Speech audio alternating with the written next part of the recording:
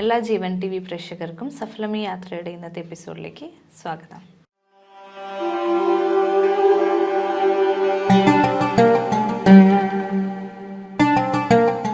നമ്മുടെ ഇന്നത്തെ അതിഥികൾ എന്ന് പറയുന്നത് V square project management services and V square interior LLC എന്ന കമ്പനിയുടെ രണ്ട് മാനേജിംഗ് ഡയറക്ടർ ആൻഡ് എക്സിക്യൂട്ടീവ് ഡയറക്ടേഴ്സാണ് നമ്മുടെ അതിഥികൾ എന്ന് പറയുന്നത്.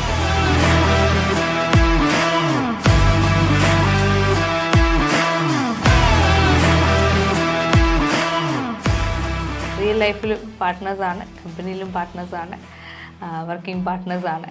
ഞാൻ ആദ്യം തന്നെ നമ്മുടെ സിജു സാറെ ഈ പ്രോഗ്രാമിലേക്ക് ഇൻവൈറ്റ് ചെയ്യാണ്. വി സ്ക്വയറിൻ്റെ മാനേജിംഗ് ഡയറക്ടർ, വെൽക്കം സർ. എറണാകുളംകാരാണ് അല്ലേ? എറണാകുളത്ത് എവിടെയാണ് സാർ? എറണാകുളത്ത് നമ്മൾ കോതമംഗലാണ്, നെല്ലിക്കുഴി എന്നുള്ള ഗ്രാമപ്രദേശം. പ്രവാസ ജീവിതത്തിലേക്ക് വരുന്നതിന് മുന്നേ നമുക്ക് കോതമംഗലത്തെ ആ ഒരു വിശേഷങ്ങളിലേക്ക് പോകും. 19ാമത്തെ വയസ്സിൽ ആണ് സാറ് പ്രവാസ ജീവിതം സ്റ്റാർട്ട് ചെയ്യുന്നത്. അപ്പം അതിന് മുന്നേ കോതമംഗലത്ത് പഠിച്ചു വളർന്നു. ആ ഒരു ലൈഫിലെ മെമ്മറീസ് എന്തൊക്കെയാണ് സാർ?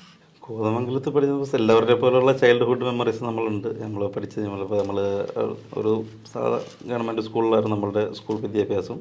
പിന്നെ ഇവിടെ നമ്മൾ ഗവൺമെൻറ് പോളിടെക്നിക്കിലായിരുന്നു നമ്മളുടെ എഞ്ചിനീയറിങ് പഠിച്ചത്, 3 വർഷത്തെ എഞ്ചിനീയറിങ് അതായിരുന്നു. പിന്നെ അതേപോലെ എല്ലാ ആൾക്കാരെ പോലെ എല്ലാവരെ പോലുള്ള ആ സമയത്തുള്ള ആൾക്കാരെ പോലെ നമ്മൾ ഉള്ള കളിയും കാര്യങ്ങളും അതൊക്കെയായിട്ടുള്ള ആക്ടിവിറ്റി ആയിട്ട് മുമ്പോട്ട് പോയിക്കൊണ്ടിരുന്നു. അപ്പോൾ ക്രിക്കറ്റ് വളരെ ഇഷ്ടപ്പെടുന്ന ഒരാളായിരുന്നു. ക്രിക്കറ്റ് കളി അല്ല, നമുക്ക് നാട്ടിലൊരു ക്ലബ്ബ് ഉണ്ടായിരുന്നു, അതിൻ്റെ അകത്ത് നമുക്ക് ക്രിക്കറ്റ് കളി, ഫുട്ബോൾ ഇതെല്ലാം ഉണ്ടായിരുന്നു. ഈ നമ്മുടെ കമ്പനിയുടെ പേരിൽ തന്നെ വി സ്ക്വയർ ടൂർണമെന്റ് കമ്പനിയുടെ പേരിലുണ്ട്. നമ്മുടെ ടീമിനൊരു ടീമുണ്ട്, cricket team, V square cricket club എന്നും പറഞ്ഞ തന്നെ ഒരു ടീമുണ്ട്.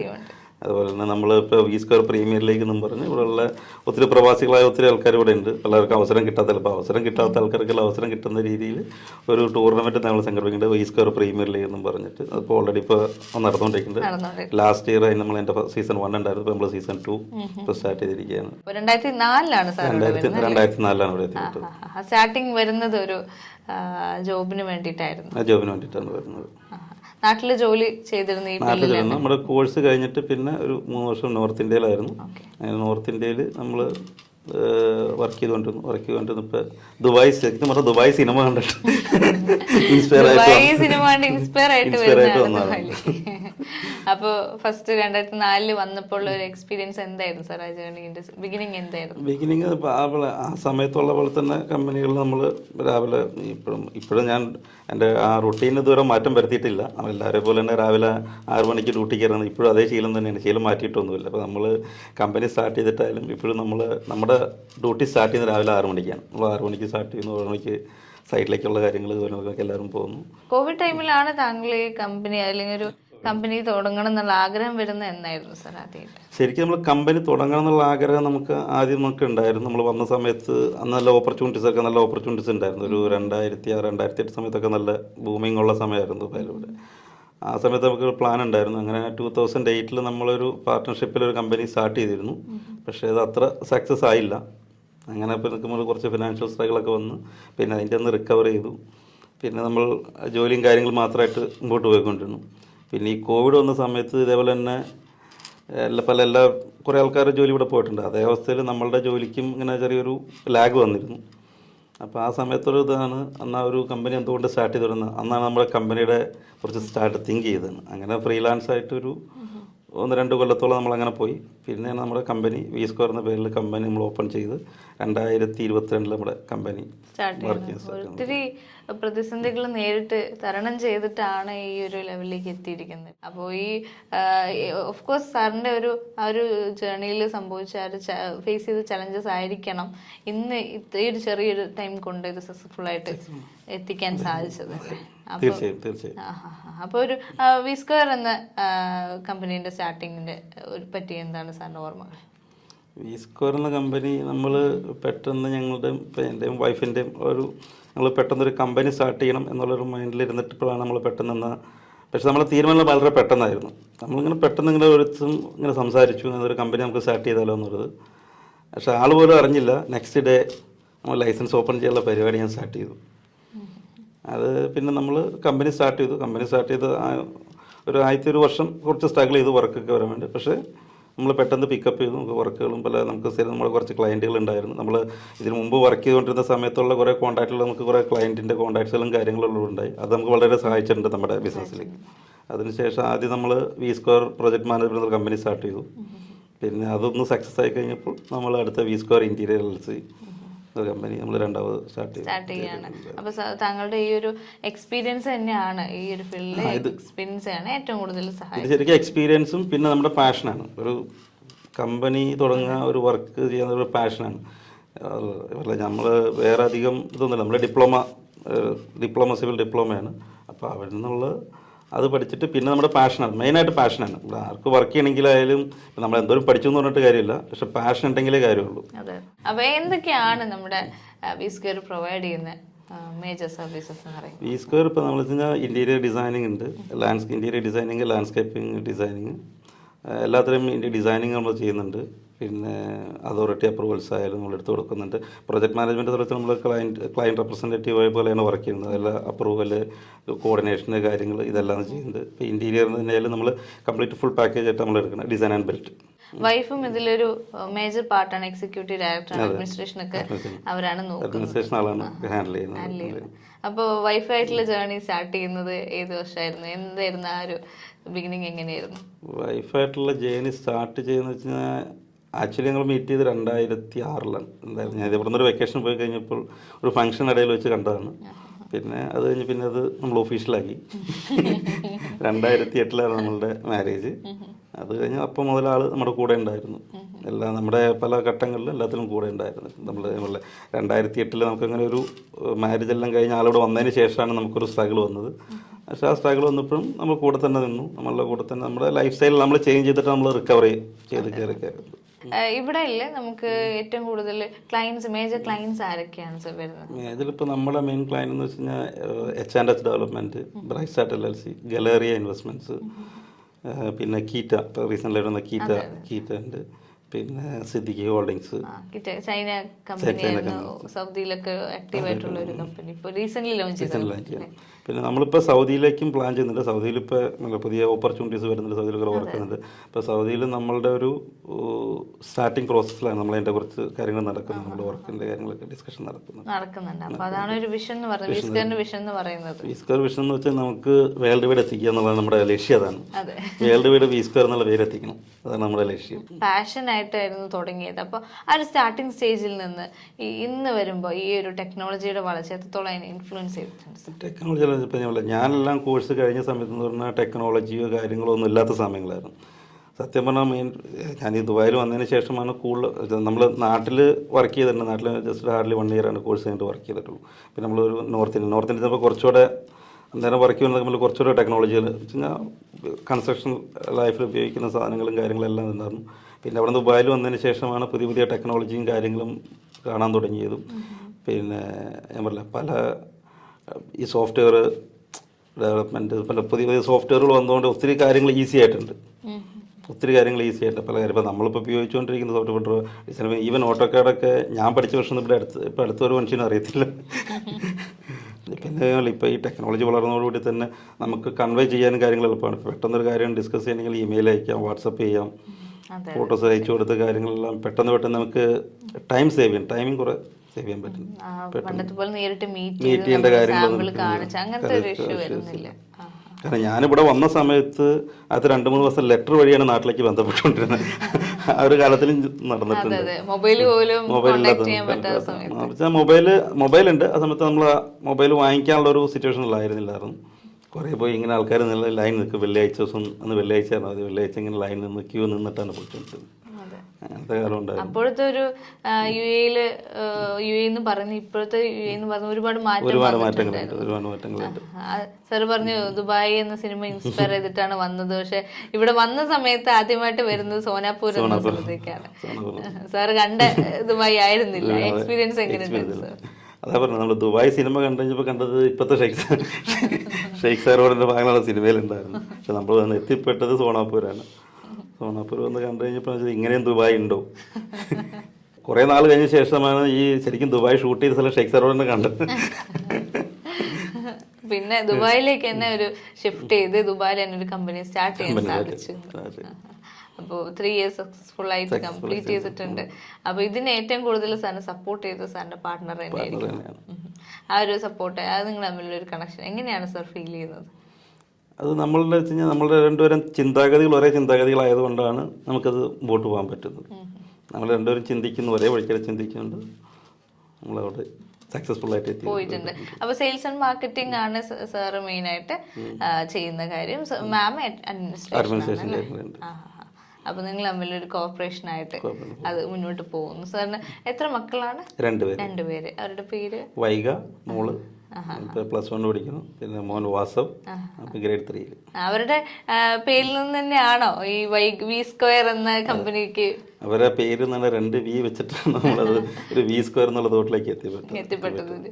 അപ്പോൾ ഈ UAE പോലൊരു രാജ്യം എത്രത്തോളം നമുക്ക് ഈ വരുന്ന ജനറേഷൻ എത്രത്തോളം ഹെൽപ്പ് ചെയ്യുന്നുണ്ട് സാർ? ഇവിടെ ഇപ്പോഴത്തെ പറയാൻ ഇവിടെ കുറേ അധികം ഓപ്പർച്യൂണിറ്റീസ് ഉണ്ട്. പക്ഷെ ആ ഓപ്പർച്യൂണിറ്റീസ് ആൾക്കാരത് എങ്ങനെ റിസീവ് ചെയ്യുന്നുള്ള രീതിയിലാണ് ഓപ്പർച്യൂണിറ്റീസ്. ഇപ്പോൾ ഒത്തിരി ആൾക്കാർ ഇവിടെ ഇപ്പോൾ നമ്മുടെ ഇപ്പോൾ പല ആൾക്കാരും നമ്മളിവിടെ പല കാൻഡിഡേറ്റ്സും കുട്ടികളുടെ ഇൻ്റർവ്യൂവും കാര്യങ്ങളൊക്കെ വരുന്നുണ്ട്.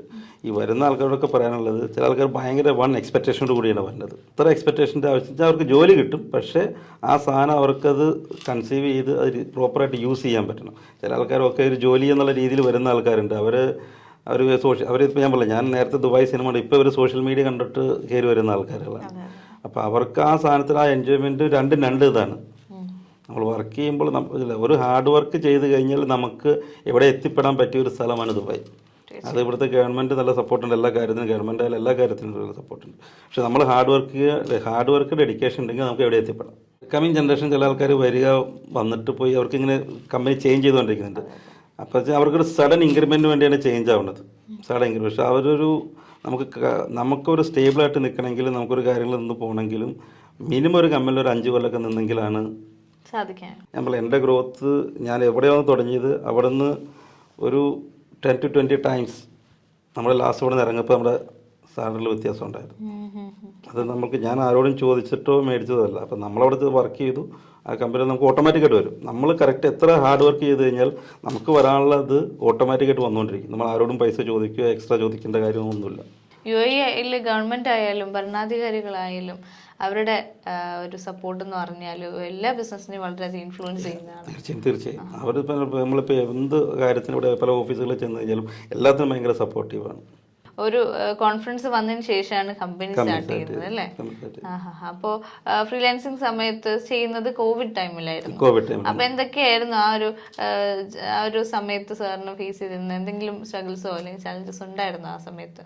ഇല്ല, ആ സമയത്ത് അത് കോവിഡ് ടൈമിൽ നമുക്കറിയാം ഓപ്പർച്യൂണിറ്റീസ് കുറവുണ്ടായിരുന്നു. പിന്നെ പല കോവിഡ് ഇഷ്യൂസ്, അന്നത്തെ റെസ്ട്രിക്ഷൻസ് കാര്യങ്ങൾ ഇതെല്ലാം ഉണ്ടായിരുന്നു. പക്ഷെ അതിലൊക്കെ നമ്മൾ തരണം ചെയ്തുകൊണ്ട് തന്നെയാണ് നമ്മൾ മുന്നോട്ട് പോയത്. എങ്ങനെയാണ് ഒരു സ്റ്റാർട്ടിങ് ടു എൻഡ് പ്രോസസ്സ് ഒരു ക്ലയൻറ്റിൻ്റെ അടുത്ത് നിങ്ങൾ ഇപ്പോൾ ഒരു ക്ലയൻറ്റിനെ അപ്രോച്ച് ചെയ്യുന്ന സമയത്ത് സ്റ്റാർട്ട് ടു എൻഡ് പ്രോസസ്സ് എങ്ങനെയാണ് അവരായിട്ട് നടക്കുന്നത്? നമ്മളിപ്പോൾ ഒരു ക്ലയൻറ്റിനെ അപ്രോച്ച് ചെയ്ത് കഴിഞ്ഞാൽ നമ്മൾ ക്ലയൻറ്റിൻ്റെ മെയിനായിട്ട് അവരുടെ ക്ലയൻറ്റിൻ്റെ ടേസ്റ്റ് എന്താണ്, നമുക്കിപ്പോൾ എന്ത് വർക്കാണോ ചെയ്യേണ്ടത് അവരുടെ ടേസ്റ്റ് എന്താണെന്ന് നമ്മൾ അവരോട് മെയിനായിട്ടൊരു ഡിസ്കഷൻ നടത്തും. അവരുടെ ഡിസ്കഷനും പിന്നെ അവരുടെ ടേസ്റ്റ് എന്താ അതിൽ നിന്നും പിന്നെ നമ്മളുടെ ഐഡിയാസും കൂടി മിങ്കിൾ ചെയ്തിട്ട് നമ്മളൊരു പ്രസൻറ്റ് ചെയ്യണം. നമ്മളൊരു കോൺസെപ്റ്റ് പ്രസൻറ്റ് ചെയ്യും. ആ കോൺസെപ്റ്റ് പ്രസൻറ്റ് ചെയ്യുമ്പോൾ തന്നെ അവർക്ക് കുറച്ചൊരു ഐഡിയ കിട്ടും. പിന്നെ അതിൻ്റെ അകത്ത് നിന്ന് ചേഞ്ചസ് വരുത്തും, പിന്നെ നമ്മൾ ചേഞ്ചസ് വരുത്തും. അതെങ്ങനെ ചേഞ്ചസ് വരുത്തി നമ്മുടെ ഫൈനൽ കോൺസെപ്റ്റ് അതിന് ശേഷം മാത്രമാണ് പിന്നെ നമ്മൾ ഡീറ്റെയിൽ ഡിസൈനിലേക്ക് പോകുന്നത്. സാറിന് ഈ ഒരു കരിയർ ജേർണിയിലായാലും ബിസിനസ് ജേർണിയിലായാലും ഏറ്റവും കൂടുതൽ സപ്പോർട്ട് ചെയ്ത് തീർച്ചയായിട്ടും പാരൻസ് ആയിരിക്കണം, ഫാമിലി ആയിരിക്കണം. പാരൻസിന്റെ പേരെന്തൊക്കെയാണ്? പാരൻസിന്റെ ഫാദർ ശ്രീധരൻ, മദർ പത്മാവതി. അവരെന്ത് ചെയ്യുന്നു? ഇപ്പോൾ അച്ഛൻ വർക്ക് ചെയ്തുകൊണ്ടിരിക്കുകയായിരുന്നു, ഒരു പ്യൂണായിരുന്നു ഗവൺമെൻറ് പോളിടെക്നിക്കിൽ തന്നെ. ആൾ റിട്ടയറായി വീട്ടിലാണ്. അമ്മ ഹൗസ് വൈഫ് തന്നെയാണ്. പിന്നെ 2 ബ്രദേഴ്സ് ഉണ്ട്. അപ്പോൾ ആദ്യമായിട്ട് പ്രവാസ ജീവിതത്തിലേക്ക് ഇത്ര ചെറിയൊരു പ്രായത്തിലേക്ക് വരുമ്പോൾ അല്ലെങ്കിൽ കരിയർ സ്റ്റാർട്ട് ചെയ്യുമ്പോൾ എത്രത്തോളം അവർ സപ്പോർട്ട് ചെയ്തിട്ടുണ്ട്?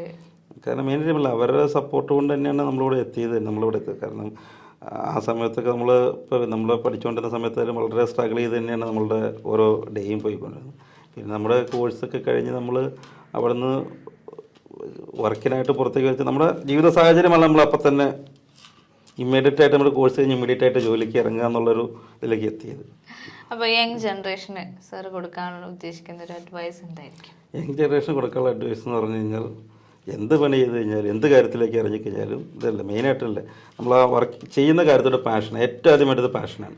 അപ്പോൾ ആ ഒരു കാര്യത്തിൽ അവർ ഫോക്കസ് ചെയ്യുന്നത്. യങ് ജനറേഷൻ ഇപ്പോൾ ഇവിടെ ഒത്തിരി ഓപ്പർച്യൂണിറ്റീസ് ഉണ്ട്. ഇപ്പോൾ ദുബായിലായാലും ഒത്തിരി ഓപ്പർച്യൂണിറ്റീസ് ഉണ്ട്. അവിടെ വരുന്ന ആൾക്കാർക്ക് ആ ചെയ്യുന്ന കാര്യങ്ങളോട് ഒരു പാഷൻ ഉണ്ടെങ്കിൽ, പാഷൻ ഇല്ലാണ്ട് വന്നു കഴിഞ്ഞാൽ നമ്മുടെ ഡേ ലൈഫിൽ പോകുന്നു. ഇപ്പോൾ ഒത്തിരി പല ആൾക്കാർ, ഇപ്പോൾ നമ്മുടെ ഫ്രണ്ട്സിൻ്റെ പല ആൾക്കാരും പഠിച്ചതൊന്ന് ജോലി ചെയ്യുന്നത് വേറെ ഒന്ന് കാര്യങ്ങളുണ്ട്. കാരണം അവർക്ക് പല സ്ഥലത്തും ആ പഠിച്ചതിലേക്ക് ജോലി കിട്ടാത്ത അവസ്ഥയുണ്ട്. പക്ഷേ കിട്ടാത്ത അവസ്ഥ എന്ന് വെച്ച് കഴിഞ്ഞാൽ അവർക്ക് അന്നേരം സമയത്ത് എന്തെങ്കിലും ഒന്ന് കയറിയാൽ മതി എന്നുള്ള രീതി. അതായത് ആ ഒരു ചെയ്ത കോഴ്സിനോടൊരു പാഷൻ ഉണ്ടെങ്കിലാണ് ആ പാഷനായിട്ട് മുമ്പോട്ട് മുമ്പോട്ട് പോകാൻ പറ്റത്തുള്ളൂ. ഒത്തിരി ആൾക്കാർ നമുക്കറിയാം നമ്മുടെ ഫ്രണ്ട്സുകളൊക്കെ പല ഒത്തിരി ആൾക്കാർ പഠിച്ചിട്ട് അവർക്ക് കിട്ടാത്തതുകൊണ്ട്. പക്ഷേ മെയിനായിട്ട് അല്ലേ, ചിലത് ആൾക്കാർ പഠിക്കുന്നുണ്ട്, പഠിക്കാൻ വേണ്ടി പഠിക്കുന്ന ആൾക്കാരുണ്ട്. പിന്നെ ഒരു മൈൻഡിൽ ഒരു ഇത് വെച്ചിട്ട് എനിക്കിത് ഇന്ന സ്ഥലത്ത് എത്തണം എന്നുള്ളൊരു എന്താ പറയുക, ഒരു എയിം വെച്ചിട്ട് പഠിക്കുന്ന ആൾക്കാരുണ്ട്. രണ്ട് രീതിയിലുള്ള ടീമുകളൊക്കെ ഉണ്ട്. പഠിക്കാൻ വേണ്ടി പഠിക്കുന്നവർ എയിം വെച്ചിട്ട് പഠിക്കുന്നത്. ഈ എയിം വെച്ചിട്ട് മുമ്പോട്ട് പോകുന്ന ആൾക്കാർക്കാണ് അത് പൂർണ്ണമായ സക്സസ്സിലേക്ക് എത്തുന്നത്. മറ്റുള്ള ആൾക്കാർ സക്സസ്സിൽ എത്തുന്നില്ല എന്നല്ല, അവരും സക്സസ്സിൽ എത്തുന്നുണ്ട്. ഒരു സെൽഫ് സാറ്റിസ്ഫാക്ഷൻ വേണമെന്നുണ്ടെങ്കിൽ നമ്മൾ എയിം വെച്ചിട്ട് പോകണം. അപ്പോൾ സാറിൻ്റെ ഉപദേശം നിങ്ങളേവരും സ്വീകരിക്കുമെന്ന് വിശ്വസിക്കുന്നു. സാറിന് എല്ലാവിധ ഭാഗങ്ങളും നേരുന്നു. അതോടൊപ്പം നമുക്ക് അടുത്തതായിട്ട് നമ്മുടെ സാറിൻ്റെ വൈഫ് മിസ് പ്രീതി സിജുവിനെ നമുക്ക് ഈ പ്രോഗ്രാമിലേക്ക് ഇൻവൈറ്റ് ചെയ്യാം. മാമിൻ്റെ വിശേഷങ്ങൾ നമുക്ക് ചോദിച്ചറിയാം. Thank you so much sir. അടുത്തതായി നമുക്ക് മിസ് പ്രീതി സിജുവിനെ ഈ പ്രോഗ്രാമിലേക്ക് ഇൻവൈറ്റ് ചെയ്യാം.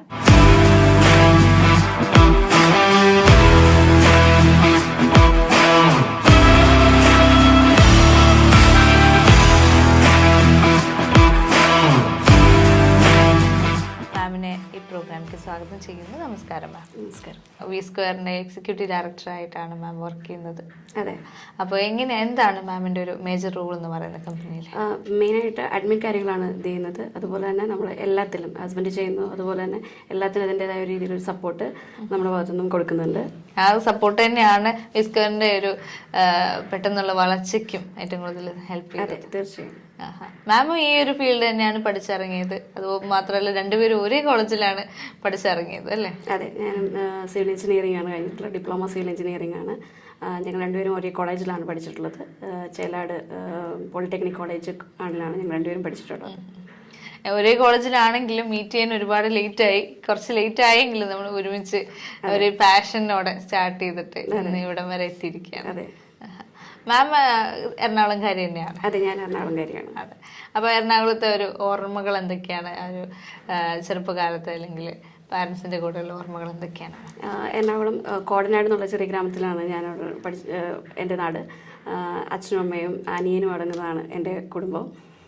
എല്ലാവരും സുഖമായിട്ടിരിക്കുന്നു. അപ്പോൾ മാം സ്റ്റാർട്ട് ചെയ്തപ്പോൾ സിവിൽ എഞ്ചിനീയറിംഗ് കരിയറായിട്ട് ചൂസ് ചെയ്യാൻ എന്തായിരുന്നു ഒരു കാരണം? നമ്മളെല്ലാവരും തന്നെ, എൻ്റെ അച്ഛന് ഫർണിച്ചർ വർക്ക്ഷോപ്പാണുള്ളത്. സോ അത് എല്ലാവർക്കും ഒരു ബേസ് അതൊക്കെ തന്നെയാണ്. സോ അതുകൊണ്ടാണ് അത് ചൂസ് ചെയ്യാനുള്ള കാരണം. അച്ഛൻ്റെ പേര് പ്രഭാകരൻ. അമ്മ മണി. ഓക്കെ. അപ്പോൾ അച്ഛനും അമ്മയും നമുക്ക് ഈ കരിയറിൽ മാമിൻ്റെ കരിയർ ജേർണിയിൽ ഒരുപാട് ഹെൽപ്പ് ചെയ്തിട്ടുണ്ട്, സപ്പോർട്ട് ചെയ്തിട്ടുണ്ട്. അവരുടെ പ്രാർത്ഥന ഉണ്ടായിട്ടുണ്ട്. തീർച്ചയായും അവരുടെ സപ്പോർട്ടും പ്രാർത്ഥനയെല്ലാം നമ്മുടെ കൂടെ തന്നെയാണ് ഉണ്ടായിട്ട്. സിബ്ലിങ്സ്? എനിക്ക് ബ്രദറാണുള്ളത്. എന്ത് ചെയ്യുന്നു? ആള് ഒരു ഇൻഷുറൻസ് കമ്പനിയിൽ അഡ്വൈസറായിട്ട് വർക്ക് ചെയ്യുന്നു. എന്തായിരുന്നു പേര്? പ്രവീൺ. ഓക്കെ. അപ്പോൾ അദ്ദേഹവും മാമിനെ ഒരുപാട് സപ്പോർട്ട് ചെയ്ത ആളാണ്. അപ്പോൾ ആദ്യമായിട്ട് പ്രവാസ ജീവിതത്തിലേക്ക് വരുന്നത് വിവാഹശേഷമാണ്. അതെ, വിവാഹശേഷമാണ് പ്രവാസിയാവുന്നത്. ആ ഒരു ഓർമ്മകൾ എന്തൊക്കെയാണ് മാം? ഇതുപോലെ പ്രവാസിയാവുന്നത് ഹസ്ബൻഡിൻ്റെ ഒപ്പമാണ് ഞാൻ ദുബായ് കാണുന്നത്. ആ സമയത്ത് ഞാൻ വന്ന സമയത്ത് ഇതുപോലെ റിസഷൻ്റെ ഒരു ടൈമായിരുന്നു. എനിക്കതുപോലെ പെട്ടെന്നൊരു ജോലിക്ക് വേണ്ടിയിട്ട് ആ സമയത്ത് ഒന്നും ഒരിടത്തും തന്നെ കിട്ടുന്നുണ്ടായിരുന്നില്ല. ദെൻ എൻ്റെ കരിയർ ഞാൻ സ്റ്റാർട്ട് ചെയ്യുന്നത് ഒരു റിയൽ എസ്റ്റേറ്റ് കമ്പനിയിലാണ്. അതിൽ ഒരു മെയിൻ്റനൻസ് കോർഡിനേറ്ററായിട്ടാണ് ഞാൻ എൻ്റെ കരിയർ സ്റ്റാർട്ട് ചെയ്യുന്നത്. ആ ദുബായിൽ നിന്ന് ഇപ്പോൾ ഒരുപാട് മാറ്റങ്ങളുണ്ടായിട്ടുണ്ട് ദുബായിക്ക്. അതെ, ആ ഒരു സ്റ്റാർട്ടിങ് 2008 താങ്കൾ ആദ്യം? 2008 വന്നത്. 2008 ദുബായ്, 2025 ദുബായ് ഒരുപാട് വ്യത്യാസമുണ്ട്. ഒരുപാട് വ്യത്യാസമുണ്ട്. മെയിനായിട്ട് എല്ലാ ടെക്നോളജി, ബാക്കി എല്ലാ കാര്യങ്ങളും, ലൈഫ് സ്റ്റൈൽ, എല്ലാത്തിലും തന്നെ ഒരുപാട് ചേഞ്ചസ് ആണ് വന്നിട്ടുള്ളത്. എവിടെ പോയാലും ഇപ്പോൾ കൂടുതലായിട്ട് മലയാളികൾ കാണുന്നു. ഞാൻ സ്റ്റാർട്ട് ചെയ്യുന്ന സമയത്ത് ഇത്രമാത്രം മലയാളികൾ കണ്ടുന്നുണ്ടായിരുന്നില്ല. എല്ലാ ഫീൽഡിലും എല്ലായിടത്തും തന്നെ നാട്ടുകാരും എല്ലാവരും തന്നെ കാണാൻ വരുന്നുണ്ട്. അതൊക്കെ ഒരു എല്ലായിടത്തും സപ്പോർട്ടാണുള്ളത്. അപ്പോൾ ഒരു ബാക്ക് സപ്പോർട്ട് എന്ന് പറയുന്നത് നമ്മളെ നാട്ടുകാരൻ നമ്മുടെ കൂടെ ഉള്ളതാണ്. മകളുണ്ടായതിനു ശേഷമാണ് ദുബായിൽ വരുന്നത് അല്ലേ? അതെ. ആഹാ. അപ്പോൾ വന്നിട്ട് ആ ഒരു ഫാമിലി മാം നോക്കണം, മകളെ നോക്കണം, ആ ഒരു മാമിൻ്റെ ഒരു ആ കാര്യങ്ങളും അതുപോലെ തന്നെ കമ്പനിയിലെ കാര്യങ്ങളും എങ്ങനെയാണ് മാം ഒരുമിച്ച് മാനേജ് ചെയ്ത് കൊണ്ടുപോയത്? അത് തീർച്ചയായും സപ്പോർട്ട് കൊണ്ടാണ്, ഒരു പാർട്ട്ണറുടെ സപ്പോർട്ടും ഇതെല്ലാം കൊണ്ട് മാത്രമാണ് നമുക്ക് അങ്ങനെ ഒരു കരിയറും അല്ലെങ്കിൽ ഫാമിലി ലൈഫും ഒരുമിച്ച് കൊണ്ടുപോകാനായിട്ട് സാധിക്കുന്നത്. അപ്പോൾ ഈ കമ്പനീൻ്റെ ബാക്ക് ബോൺ എന്ന് പറയുന്നത് മാം ആണെന്ന് തന്നെ പറയാം. കാരണം സാറിൻ്റെ വർക്ക് ലൈഫിൽ ബിസി ആയിരിക്കുന്ന സമയത്ത് മറ്റെല്ലാ കാര്യങ്ങളും കോർഡിനേറ്റ് ചെയ്ത് കൃത്യമായിട്ട് കൊണ്ടുപോകാൻ മാമിന് സാധിച്ചിരുന്നു അല്ലേ? അതെ. അപ്പോൾ അതിനെക്കുറിച്ച് മാമിൻ്റെ ഒരു അഭിപ്രായം എന്താണ് മാമിൻ്റെ തോട്ട്സ്? ഇതുപോലെ രണ്ടുപേരും ഒരുപോലെ ചിന്തിക്കുകയോ ഒരുപോലെ പ്രവർത്തിക്കുകയോ ഒക്കെ ചെയ്യുന്നത് കൊണ്ട് മാത്രമാണ് അങ്ങനെ ഒരു ബാലൻസ് ചെയ്ത് പോകാൻ പറ്റുന്നതും. കുടുംബജീവിതത്തിലായാലും അതുപോലെ തന്നെ ഒഫീഷ്യൽ കാര്യങ്ങളിലാണെങ്കിലും ഒരുമിച്ച് തിങ്ക് ചെയ്ത് ഒരുമിച്ച് പ്രവർത്തിക്കാനായിട്ട് സാധിക്കുന്നത്. ആ ഒരു കോർഡിനേഷൻ ഉള്ളതുകൊണ്ട് മാത്രമാണ് കാര്യങ്ങളെല്ലാം സ്മൂത്തായിട്ട് പോകുന്നത്. ഒരു വുമൺ എന്ന രീതിയിൽ പറയുകയാണെങ്കിൽ ഇപ്പോൾ പുതിയതായിട്ട് വരുന്ന യങ് വുമൺ ഓണ്ടർപ്രണേഴ്സിനായാലും മാമിന് എന്താണ് ഒരു അഡ്വൈസ് എന്ന് പറഞ്ഞു കൊടുക്കാനുള്ളത്, അല്ലെങ്കിൽ മാമിൻ്റെ ലൈഫിൽ നിന്ന് എന്തൊക്കെ എക്സ്പീരിയൻസ് ആണ് അവർക്ക് പറഞ്ഞു കൊടുക്കാനുള്ളത്? എന്റർപ്രണർ ആയത് ഇപ്പോഴാണ്. അതിനു മുമ്പ് നമ്മളും സാധാരണ കമ്പനിയിൽ സ്റ്റാഫായിട്ട് വർക്ക് ചെയ്ത് ചെയ്യുകയാണ് ചെയ്തത്. ഇപ്പോൾ പറഞ്ഞതുപോലെ തന്നെ ഓരോ പെൺകുട്ടികൾ വരുന്നത് ഒരുപാട് എക്സ്പെക്ടേഷൻസോട് കൂടിയാണ് വരുന്നത്. നാട്ടിലെല്ലാം ഇത്രമാത്രം സാലറി കിട്ടും, അല്ലെങ്കിൽ ലൈഫ് സ്റ്റൈൽ ഇങ്ങനെയാണ്. അത് ആ ഒരു ലൈഫ് സ്റ്റൈലിലേക്കും അല്ലെങ്കിൽ ആ ഒരു കരിയർ ഗ്രോത്തിലേക്ക് എത്തിപ്പെടാനായിട്ട് കുറച്ച് ടൈം എടുക്കുക തന്നെ ചെയ്യും.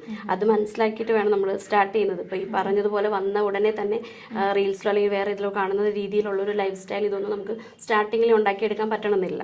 ഗ്രാജുവലി ജനറേറ്റ് ആയി വരുന്ന ഒരു കാര്യം മാത്രമാണ്. നമ്മളും ഇതുപോലെ തന്നെ സ്റ്റാർട്ട് ചെയ്ത സമയങ്ങളിലാണെങ്കിലും വളരെ സ്ക്രാച്ചിൽ നിന്നുള്ള രീതിയിലാണ് നമ്മളും സ്റ്റാർട്ട് ചെയ്തത്. അത് നമുക്ക് ആ പറഞ്ഞ ഒരു പൊസിഷനിലേക്ക്, ആ ഒരു എക്സ്പീരിയൻസിലേക്കും ഇതിലേക്ക് എത്തിപ്പെടാനായിട്ട് കുറച്ച് ടൈം എടുക്കുക തന്നെ ചെയ്യും. ഓക്കെ. ഈ കമ്പനി സ്റ്റാർട്ട് ചെയ്യുന്ന സമയത്ത് ബാക്ക് സപ്പോർട്ട് ഉണ്ടായിരുന്നു, ഫാമിലി കാര്യങ്ങളൊക്കെ സപ്പോർട്ട് ഉണ്ടായിരുന്നു?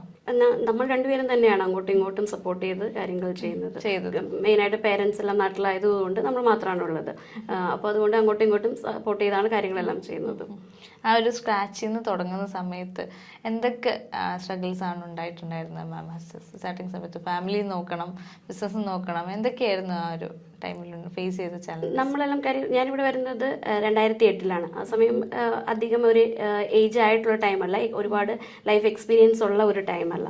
സോ എങ്ങനെ ഫാമിലി ലൈഫ് കൊണ്ടുപോകണം അല്ലെങ്കിൽ എങ്ങനെ ഒരു വർക്ക് ലൈഫ് ബാലൻസ് ചെയ്ത് കൊണ്ടുപോകണം അതൊന്നും അറിയാത്ത ഒരു ഏജാണ്. അത് നമ്മൾ കൂടെ ഉള്ളവരെ കണ്ട് അല്ലെങ്കിൽ കൂടെ വർക്ക് ചെയ്യുന്നവരെ കണ്ട് ഒക്കെ തന്നെയാണ് നമ്മൾ കാര്യങ്ങൾ പഠിക്കുന്നതും ചെയ്യുന്നതും എല്ലാം. അങ്ങനെ തന്നെയാണ് സ്റ്റാർട്ട് ചെയ്തത്. ഈ അടുത്താണ് വിസ്ക്വയർ ഇന്റീരിയർ LLC SOC എന്ന കമ്പനി സ്റ്റാർട്ട് ചെയ്തത്, അതായത് അതിൻ്റെ ഒരു ബ്രാഞ്ചായിട്ട് സ്റ്റാർട്ട് ചെയ്തത്. അപ്പോൾ ഇതൊരു വിസ്ക്വയർ ഗ്രൂപ്പ് ആക്കണം എന്നാണ് നിങ്ങളുടെ ഒരു എയിം എന്ന് പറയുന്നത്. അപ്പോൾ അതിനെക്കുറിച്ച് മാമിൻ്റെ അഭിപ്രായം? വിസ്ക്വയർ പ്രൊജക്ട് മാനേജ്മെന്റ് ആണ് നമ്മൾ ഫസ്റ്റ് ആയിട്ട് സ്റ്റാർട്ട് ചെയ്തത്. അതിനുശേഷം 2-3 വർഷത്തെ ഗ്യാപ്പിന് ശേഷമാണ് ഇന്റീരിയേഴ്സ് സ്റ്റാർട്ട് ചെയ്തത്. അപ്പോൾ വിസ്ക്വയർ പ്രൊജക്ട് മാനേജ്മെന്റ്, വിസ്ക്വയർ ഇന്റീരിയേഴ്സ് അങ്ങനെ രണ്ടിതായിട്ടാണ് നമ്മൾ വർക്ക് ചെയ്യുന്നത്. അപ്പോൾ അതൊരു വിസ്ക്വയർ ഗ്രൂപ്പ് എന്ന രീതിയിൽ വലിയൊരു എക്സ്പാൻഷനായിട്ട് ചെയ്യണം എന്ന് തന്നെയാണ് നമ്മുടെ രണ്ടുപേരുടെയും വിഷൻ എന്ന് പറയുന്നത്. ഓക്കെ. അപ്പോൾ ഈ മുന്നോട്ടുള്ള ജീവിതത്തിലും എല്ലാ സപ്പോർട്ടോടും നിങ്ങൾ രണ്ടുപേർക്കും ഒരുമിച്ച് പോകാൻ സാധിക്കട്ടെ എന്ന് ആശംസിക്കുന്നു. അപ്പോൾ മക്കള് ചെറിയ മോള് 3ാം ക്ലാസ്സിൽ പഠിക്കുന്നു അല്ലേ? +1 പഠിക്കുന്നു, മോള് 3ാം ക്ലാസ്സിൽ പഠിക്കുന്ന മോന്. അപ്പോൾ അവര് നിങ്ങളുടെ കൂടെ ഇപ്പോൾ ഈ മാമും സാറായാലും ഫുൾ ടൈം ഓഫീസിലാണ്. അപ്പോൾ അവരെ ആയിട്ട് എങ്ങനെയാണ് ആ ഒരു ടൈം മാനേജ് ചെയ്ത് കൊണ്ടുപോകുന്നത്? അവർ വളരെ സപ്പോർട്ടാണ്. അതുകൊണ്ട് മാത്രമാണ് നമുക്ക് ചെയ്യാൻ പറ്റുന്നത്. അവർ സപ്പോർട്ട് കൊണ്ട് മാത്രമാണ് ഓരോ കാര്യങ്ങൾ. ഇപ്പോൾ നമ്മൾ ഏറ്റവും കൂടുതൽ നമ്മൾ രണ്ടുപേരും ഒരേ ടൈമിലാണ് ഇറങ്ങുന്നത്. 6 മണിയാകുമ്പോൾ ഞങ്ങൾ രണ്ടുപേരും ഇറങ്ങുന്നതാണ്. തിരിച്ചതുപോലെ 8 o'clock ഒക്കെ ആകുമ്പോഴാണ് നമ്മൾ തിരിച്ചു വരുന്നത്. അപ്പോൾ ആ ഒരു ടൈമിൽ അവരുടെ കാര്യങ്ങളെല്ലാം അവർ തനിയെ ചെയ്യുന്നത് കൊണ്ട് മാത്രമാണ് നമുക്ക് ബാക്കി കാര്യങ്ങളിൽ കോൺസെൻട്രേറ്റ് ചെയ്യാനും പറ്റുന്നത്. മാമിന്റെ ഇൻസ്പിറേഷൻ എല്ലാവർക്കും എടുത്തുകൊണ്ട് യങ് വുമൺ എന്റർപ്രണേഴ്സ് ഇനിയും മുന്നോട്ട് വരട്ടെ എന്ന് ആശംസിക്കുന്നു. മാമിന് എന്താണ് അതിനെപ്പറ്റി പറയാനുള്ളത്? യങ് എന്റർപ്രണേഴ്സ് ഇപ്പോൾ UAE ഒരുപാട് ചാൻസസ് ഉള്ള സമയമാണ്. ഒരുപാട് ഓപ്പർച്യൂണിറ്റീസ്.